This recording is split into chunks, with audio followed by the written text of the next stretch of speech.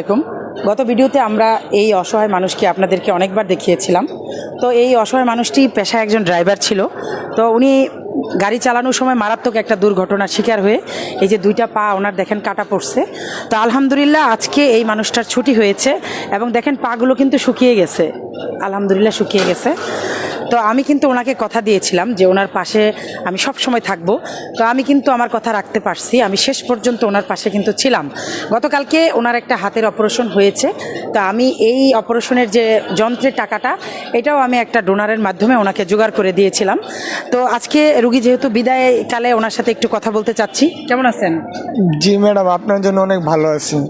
আপনি যেরকম বলছেন ঠিক সেরকমই করছেন, আমার পাশে সবসময় ছিলেন।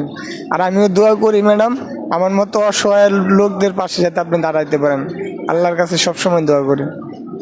অবশ্যই, আপনিও ভালো থাকেন। ওকে। বাড়িতে গিয়ে একটা ইয়ে করবেন, চায়ের দোকান দিবেন, ঠিক আছে?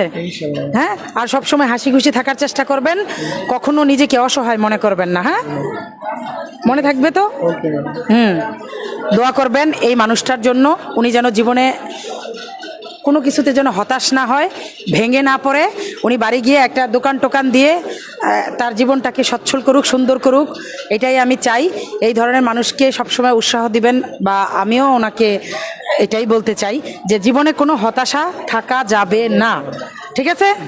আল্লাহ হাফেজ।